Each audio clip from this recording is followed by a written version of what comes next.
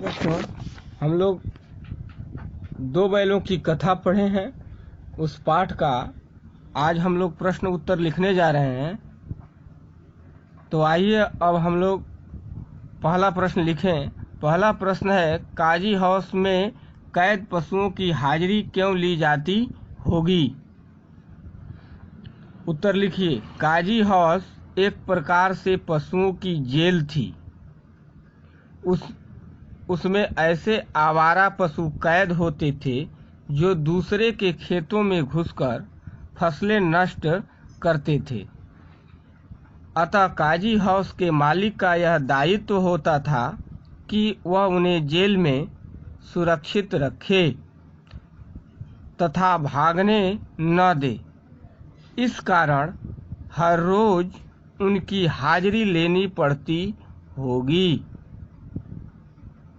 दूसरा प्रश्न है, अब आइए दूसरा प्रश्न लिखें। दूसरा प्रश्न है, छोटी बच्ची को बैलों के प्रति प्रेम क्यों उमड़ आया? छोटी बच्ची को बैलों के प्रति प्रेम क्यों उमड़ आया? अब उत्तर लिखिए। दूसरे प्रश्न का उत्तर लिखिए। छोटी बच्ची की मां मर चुकी थी।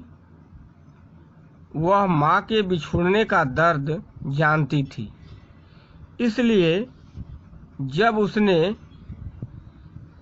हीरा मोती की व्यथा देखी तो उसके मन में उनके प्रति प्रेम उमड़ आया। उसे लगा कि वे भी उसी के तरह अभागे हैं और अपने मालिक से दूर हैं। दूसरा प्रश्न का उत्तर समाप्त हुआ। अब तीसरा प्रश्न आप लिखें। कहानी में बैलों के माध्यम से कौन कौन से नीति विषयक मूल्य उभर कर आए हैं?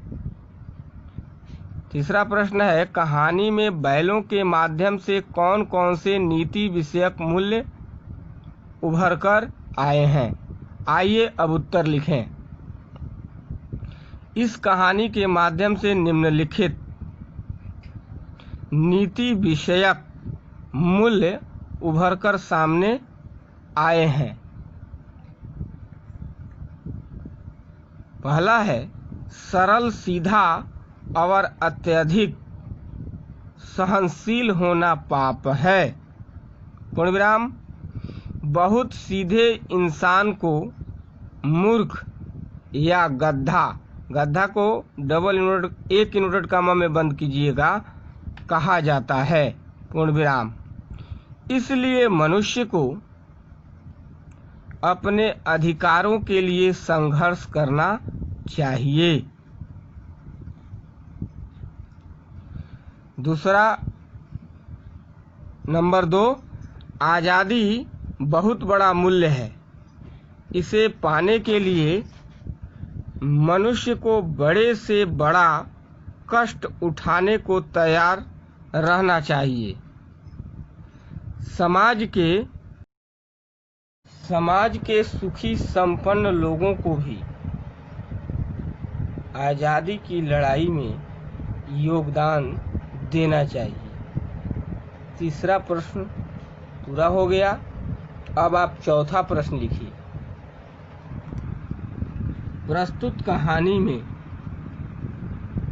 प्रेमचंद ने गधे की किन स्वभावगत विशेषताओं के आधार पर उनके प्रति रूढ़ अर्थ मूर्ख को एक इन्वर्टेड कामा में बंद कर दीजिए का प्रयोग न कर किस नए अर्थ की ओर संकेत किया है? प्रश्नवाचक चिन्ह लगा दीजिए। उत्तर लिखिए। गधे के स्वभाव की 2 विशेषताएं प्रसिद्ध हैं। पहला, मूर्खता। दूसरा, सरलता और सहनशीलता। अब आप लाइन बदलें, लिखें। इस कहानी में लेखक ने गधे की सरलता और सहनशीलता की ओर हमारा ध्यान खींचा है। पूर्ण विराम। प्रेमचंद ने स्वयं कहा है, एक इन्वर्ट कामा में अब लिखिए आप, सद्गुणों का इतना अनादर कहीं नहीं देखा।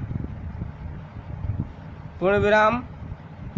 कदाचित सीधापन संसार के लिए उपयुक्त नहीं है। पूर्ण विराम, एक इन्वर्टेड कामा बंद। कहानी में भी उन्होंने सीधेपन की दुर्दशा दिखलाई है, कामा मूर्खता की नहीं। पूर्ण विराम। अतः लेखक ने सरलता और सीधेपन पर प्रकाश डाला है। पूर्ण विराम। प्रश्न समाप्त हुआ। अब आप 5वां प्रश्न लिखने जा रहे हैं। चलिए 5वां लिखें। किन घटनाओं से पता चलता है कि हीरा और मोती में गहरी दोस्ती थी? उत्तर, कहानी में अनेक ऐसी घटनाएं हैं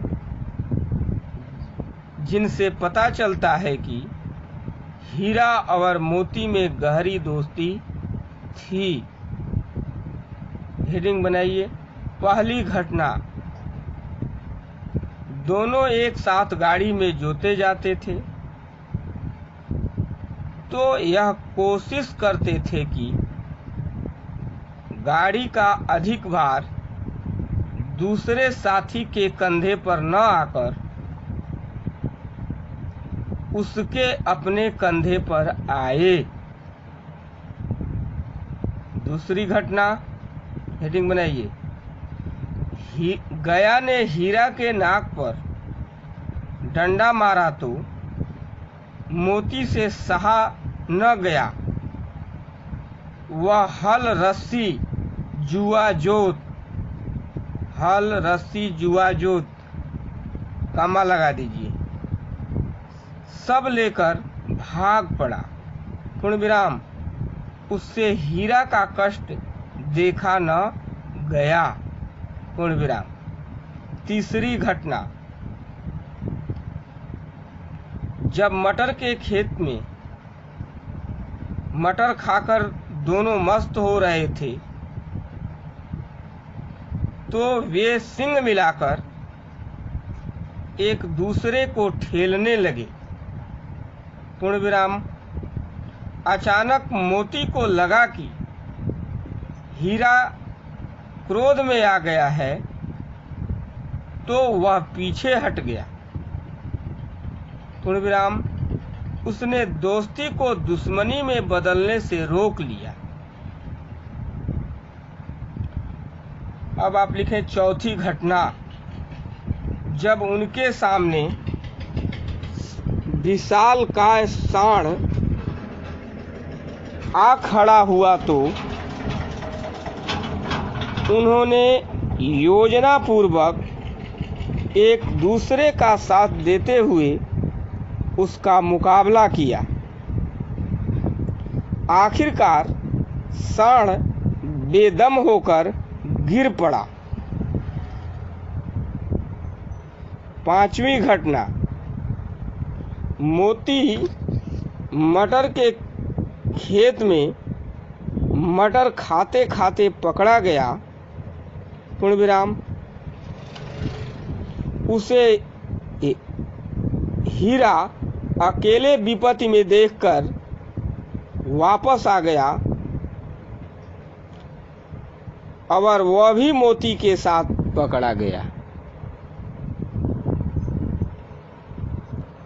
छठी घटना, काजी हाउस में हीरा ने दीवार तोड़ डाली। पूर्ण विराम। उसे रस्सियों से बांध दिया गया। इस पर मोती ने उसका साथ दिया। पहले तो उसने बाड़े की दीवार तोड़कर हीरा का अधूरा काम पूरा किया, फिर उसका साथ देने के लिए उसी के साथ बंध गया। 5वां क्वेश्चन समाप्त हुआ। अब आप लिखने जा रहे हैं